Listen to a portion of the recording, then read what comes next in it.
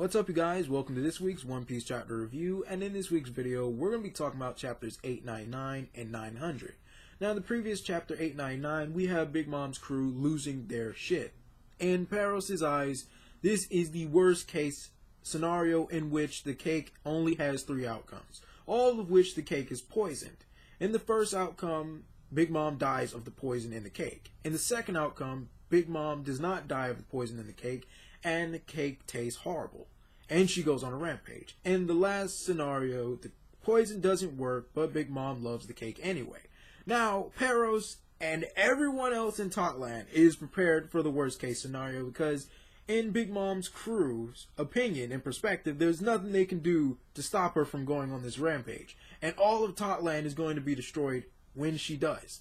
Now, I've been saying this in the past few videos about this arc, but Big Mom, in my opinion, is a very powerful Yonko, and her crew is very resourceful. They have an enormous fleet in which they're chasing the Straw Hats. They have an enraged army which they sent after Luffy after he defeated Cracker. They even have a communications network in which they intercepted Luffy and his crew when they entered the territory in the first place. Now, all that being said, I have very, very, very harsh critiques of Big Mom and her crew. For starters, despite their huge intelligence network that they have to intercept the Straw Hats when they enter their territory, they didn't have the common sense, the background check, Capone Bage's history of taking out the heads of enemies and other crews before letting him join Big Mom's crew. Maybe it was arrogance that they thought that he wouldn't try to take down a Yonko, but maybe, in my opinion, it would have been safe just because, I mean, he is a member of the worst generation, right? He is a member of that generation that Luffy came from and that Blackbeard is considered a part of, that Law was a part of, and Law and Luffy both took down Doflamingo. Maybe it would have been safe. I mean, hell, even Eustace, before he got bodied by Kaido, took down several Big Mom ships.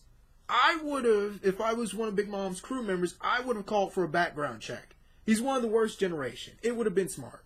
It would have prevented this whole assassination attempt on her. This would have prevented the whole debacle with the wedding cake. This would have prevented a lot of things from going on that had happened. Also, another thing is, Big Mom rules with such a heavy iron fist that none of her children, none of her crew members actually have the balls to tell her the truth. I mean, if we look at Charlotte Opera, he lied about Luffy and Nami's status of being captured and that they escaped because he feared dying by Big Mom. And because he didn't have the balls to tell her, they didn't properly look for Luffy or Nami in the time that they needed, that they could have intercepted him. They could have stopped this all in the bud if Charlotte Opera didn't lie. Also, Big Mom's own tendencies work against her. We've seen with Charlotte Pudding that Big Mom bullied her in the past, told her that she was ugly and disgusting for having a third eye. And this bullying did play a role in Pudding loving Sanji because he loved her for how she was. He didn't think about her third eye. He wasn't disgusted by it. And, you know, I've always believed in the philosophy of you treat those beneath you like crap. Well, you know, when someone else comes along and actually treats them like a decent human being, they turn on you. And this has happened throughout One Piece. This is a recurring theme. Also, Big Mom's eating crazes, these hunger cravings that she has, it doesn't help her situation. It really doesn't. Because when she does go on these hunger cravings, she just becomes this mindless monster that just can't be stopped.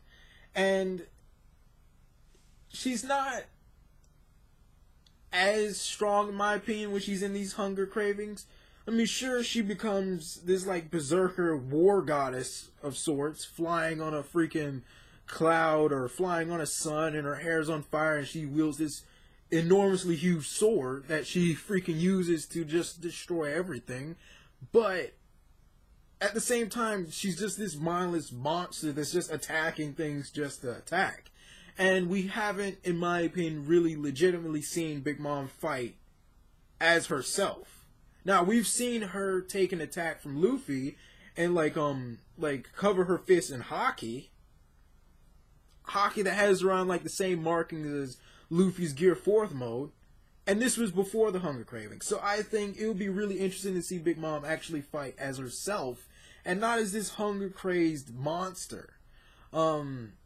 Besides Big Mom's Devil Fruit abilities, we really have to get more mechanics on how it works. And I'm really curious as to why she was growing thinner and getting more tired as the hunger cravings went on. Because even her crew said that they haven't seen Big Mom go this long without getting what she wants in one of her hunger cravings. And she was starting to grow thin and weak.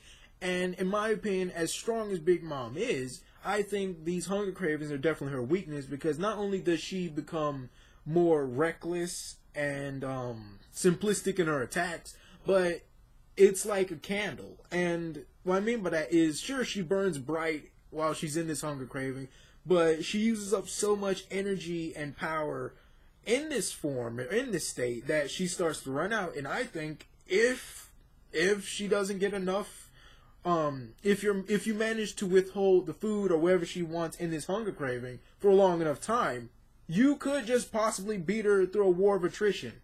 Now, as for chapter 900, we see that Jinbei's crew comes through and saves him from this onslaught from Smoothie and the rest of the fleet. And I'm just happy to finally see Smoothie actually putting in some work. Although she's not personally putting in work like Cracker and Dogtooth did, but she is doing something instead of just sitting on the sidelines and just commenting on things. Now, we also see Charlotte Oven just body Jinbei's whole crew by heating up the ocean, boiling them all alive. We also see that Big Mom is in love with the flavor of the cake. But I mean, Sanji made the cake. Are we really surprised by this? Are we really surprised that she loves the cake?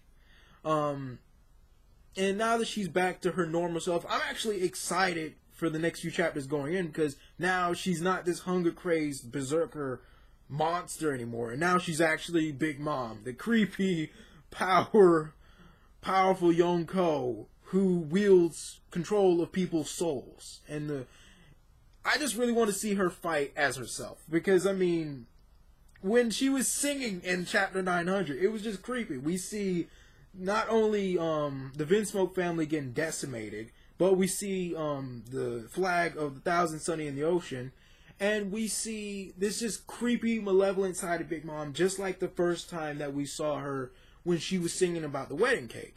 And it just brings me back to that moment, and I just want to see that Big Mom, not this wedding cake chasing after the Thousand Sunny and the Straw Hat Pirates Big Mom. And I really want to see Snack in action. I really, I'm hoping that it's Snack facing against Judge, because we just see the silhouette of this guy standing in front of Judge, and Judge about to face off against him. And I'm hoping that it's Snack. I'm really hoping so, because we saw Snack get bodied by Rogue. We know this. We know that he got removed from his status as a Sweet Commander. But I want to see his abilities firsthand for myself, because I mean, Rogue's abilities are pretty overpowered in its concept. The more pain he takes, the stronger he gets. And he's able to basically redirect it back at the person that attacks him. Now, that just creates just like an endless loop. Like, the more damage you put on him, the more hurt that he puts on you. And it's just so on and so forth until you just eventually lose in this war of attrition against his Devil Fruit powers. Now, I want to see what Snack had to offer that made him one of the Sweet Commanders. Now, if I were to rank Big Mom among the Yonko, like, I don't want to put her as last, but her showing so far put her in last. I mean, I'm gonna assume that Blackbeard is immensely stronger throughout the type skip. I mean, he has 2 Devil Fruits. One of them can cancel out other Devil Fruit abilities upon touching them. So that immediately makes him a threat to Kaido, if he has a Devil Fruit. And that makes him a threat to Big Mom. We know that Shanks is immensely powerful. I mean, I wouldn't put Shanks as the weakest Yonko ever. I wouldn't. I really wouldn't. But Big Mom in this berserker state, I think Shanks could easily handle Big Mom. He could body Big Mom. I would even say Big Mom versus Kaido, it would probably be a slugfest, but I think Kaido would eventually come out on top if he's fighting Big Mom in her hunger craze. Now, like I said, I'm looking forward to the next few chapters going forward because, you know, Big Mom, while she's all crazy and delirious and after this wedding cake, that's a reckless Big Mom. I don't think she's really even pulling out all of the attacks that she truly has up her sleeve. She's not really using all of her abilities. And we have yet to see that creepy side of Big Mom that she shows when she's actually sane. Now, this is VM. What did you think of the last 2 chapters? Do you think that Big Mom's crew can redeem themselves? Because I think that they are a force to be reckoned with when they're actually competent and when they are actually taking the threat seriously, and not when they're being arrogant and assuming that the Straw Hats are defeated, or assuming that Dogtooth couldn't be defeated, or assuming that Cracker couldn't be defeated. If I was them, the moment I saw Cracker get his ass tossed, I would have immediately said, these guys are a threat. The moment I saw Capone Beige betray us and try to assassinate Big Mom, I would have assumed that this is a threat, and I would have took everything seriously. I would have... Literally nothing was off the table at that point. Dogtooth could have went down. Although, in my opinion, I'm going to say this in this video, and I know that some people are going to disagree with me in principle, but I don't think Luffy beat Dogtooth. My interpretation of the chapter was that after that fight, Luffy was the one that collapsed. Dogtooth was still standing after that. In my own understanding, the classical understanding I have of fights, usually in animes, is the first person to fall out loses. And if I remember correctly, Luffy collapsed in a hole.